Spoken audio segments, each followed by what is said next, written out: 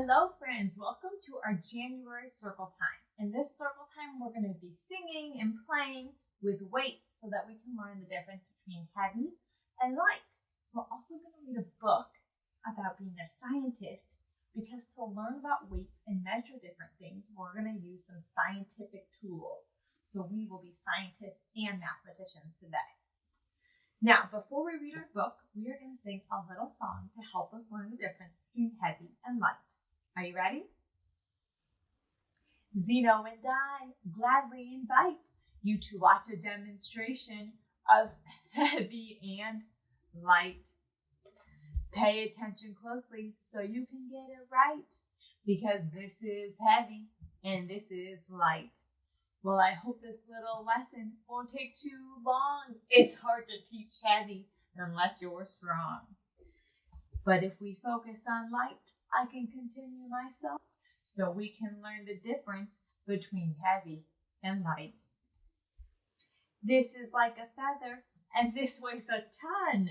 We just got started, but we're almost done. This is heavy and this is light. Now you can weigh many all through the night. So we are going to read a book called Ada Twist's Scientist to learn what it means to be a scientist. Now this book is written by Andrea Beebe and it's illustrated, or the person who did the pictures is David Roberts. So let's learn about what it means to be a scientist, because we will be scientists and mathematicians today. Ada Marie said not a word till the day she turned 3. She bounced from her crib and looked all around, observing the world, but not making a sound. She learned how to climb and make her big break with a trail of chaos left in her wake. She ran through the day, chasing each sound in sight, and didn't slow down till she conked out at night. Conked out means she went straight to sleep. She was really tired. Her parents were frazzled, but tried not to freak, as Ada grew bigger and still did not speak. Clearly, young Ada, with lots in her head, would have something to say when it ought to be said. It looks like she's definitely doing lots of thinking, but maybe not talking yet. That's just what happened when Ada turned 3. She tore through the house on a fact-finding spree and climbed up the clock just as high as she could. Her parents yelled, "Stop!" as all good parents would. Ada's chin quivered, but she did not cry. She took a deep breath, and she simply asked, "Why? Why does it tick and why does it talk? Why don't we call it a granddaughter clock?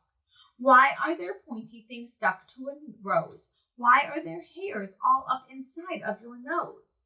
She started with why, and then what, how, and when. By bedtime, she came back to why once again. She drifted asleep as her dazed parents smiled at the curious thoughts of their curious child, who wanted to know what the world was about. They kissed her and whispered, "You'll figure it out." Her parents kept up with their high-flying kid, whose questions and chaos both grew as she did. These are all the questions Ada's asking. She's asking why, what, how, when. She's also asking, what does it do? Why won't it?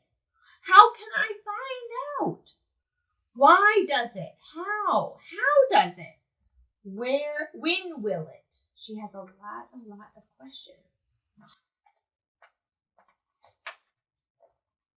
Even Miss Greer found her hands were quite full when young Ada's chaos wreaked havoc at school.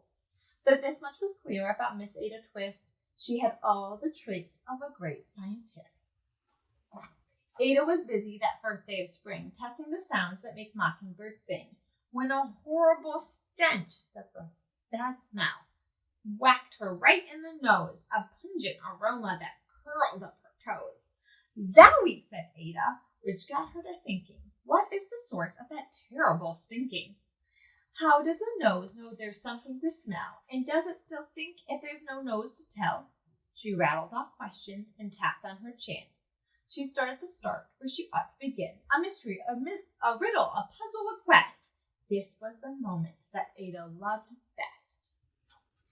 Ada did research to learn all she could of smelling and smells, both stinky and good. One hypothesis Ada thought could be true. The terrible stink came from Dad's cabbage stew. She tested and tested, but soon Ada knew it was time to come up with hypothesis 2.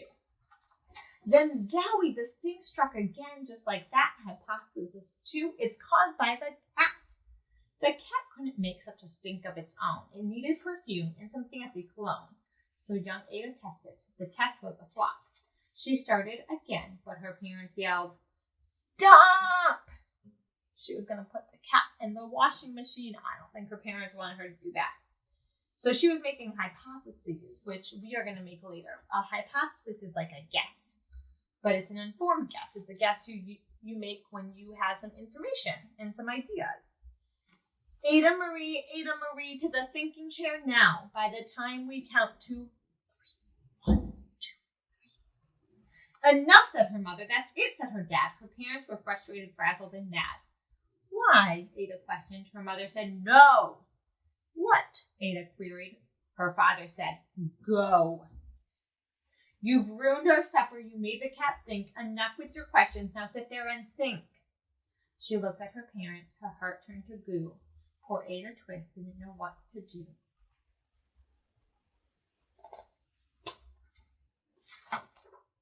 She sat all alone by herself in the hall, and Ada once more could say nothing at all. And so Ada sat, and she sat, and she sat, and she thought about science and Stu and the cat, and how her experiments made such a big mess.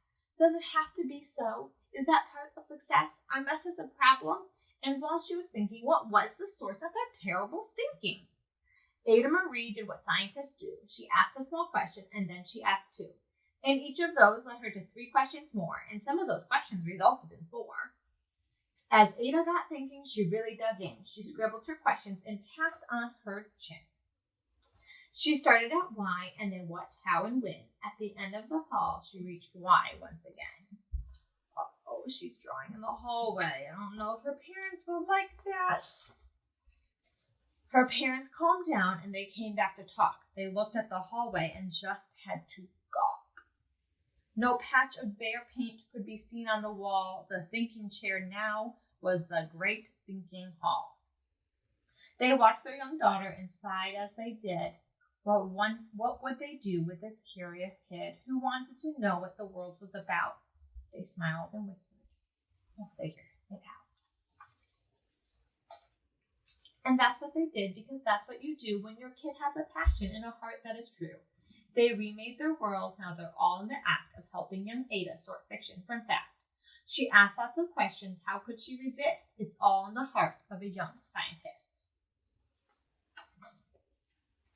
And as for that smell, what can Ada Twist do but learn all she can with her friends in grade 2? Will they discover the stink that curls toes?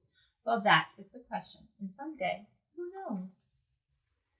So that's the end of our story of Ada Twist, scientist. Now we have an opportunity to be scientists ourselves. We are going to do that by weighing some objects using a scale. So we actually have some instructions to teach you how to build a balance scale. So we'll show them on the screen. You can take a screenshot of it, or you can come back to the video later when you want to use this to reference for building your own scale. But basically what you will need is you'll need 2 cups of some sort, either paper cups, plastic cups. I actually used yogurt cups, so really any kind of 2 cups will work. You'll need some kind of a hanger that has a way to hook something on both sides. Yarn, ribbon, string, something that you can make a kind of a loop with, and a doorknob or a hook. And then you'll just need some toys that you can actually measure. So you'll use your string and poke holes in your cup or your bins on either side, and then you'll just loop your string around and tie it on, and then you'll have your bit. So if you have your Zeno game Balance It, you can also use your scale from that game. I am actually going to use both my Balance It scale and my homemade scale, because it never hurts to test a hypothesis 2 times or even more. So that's what we're going to do. So first we're going to pick a couple of toys to measure, and I'm actually going to start with my feather from our song earlier. I'm going to put my feather on one side. Look at that. It doesn't even move. It's so light. And on the other side, I have a foam dice. Let's see. My hypothesis is they're both pretty light, but a feather is really, really light. So I think my hypothesis is that my dice will be heavier. Let's find out if that's true.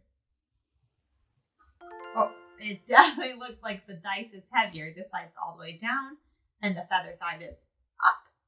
Now, let's test that on our homemade scale, okay? So we're going to put the dice on one side, and we'll put the feather in the other side. If I can get it to stay on the other side, let's see.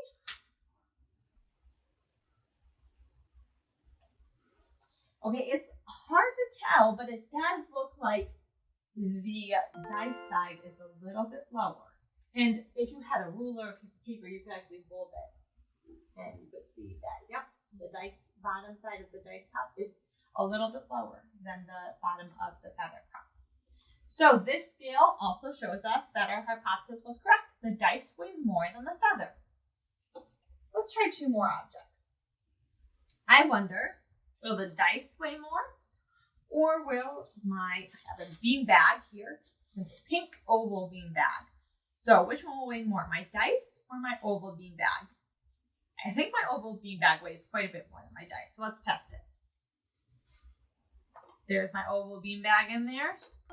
And there's the dice. It really didn't move at all. So it does look like my oval bean bag is heavier. But let's test our hypothesis again on our other scale to make sure, okay? Let's put this in one side.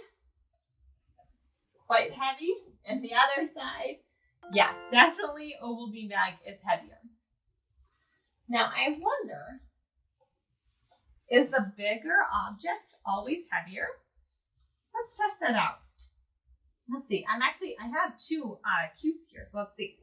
I have a foam cube and a wood cube. They're both purple. So let's try it out. We'll put our foam cube here. Well, let's see. Our foam cube is definitely bigger. So I wonder, will bigger mean heavier? Let's find out. That goes there. And that's, oh, bigger does not mean heavier, apparently. Our wooden cube looks like it weighs much more. But let's test our hypothesis again on our other scale. This side is wooden cube. This side is foam cube. And again, it looks a little hard to tell. It does look like the wooden side's a little lower, but I'm going to take my paper to check. So, let's see. Barely, it looks like just barely my wooden cube is heavier. So, apparently, bigger does not always mean heavier. With weight, it's really more about what's inside or what is it made of. That's what really tells us what's heavier. Now, I also want to try weighing something using another object. So we are going to weigh my egg shaker using my wooden cubes. So I'm going to estimate, my hypothesis is that my egg shaker will weigh, I think it's going to weigh 3 wooden cubes. So let's find out. We'll put our egg shaker in. And then we're going to put our wooden cubes on this side and see how long it takes before it balances. So let's count. That's 1, 2, looks pretty close. 3, that looks a little too heavy.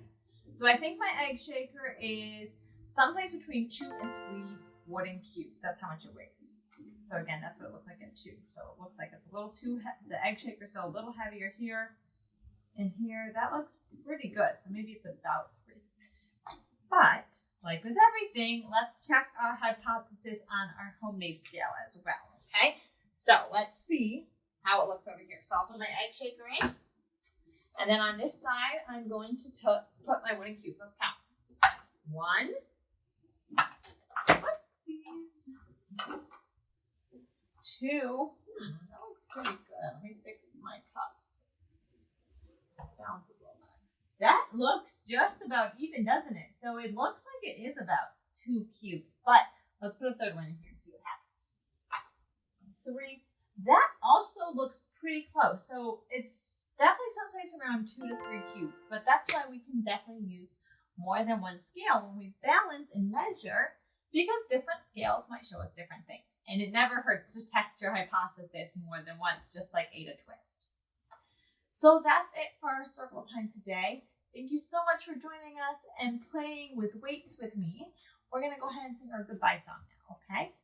So long, farewell, To you, my friends, goodbye for now, until we meet again. So long, farewell to you, my friends, goodbye for now, until we meet again.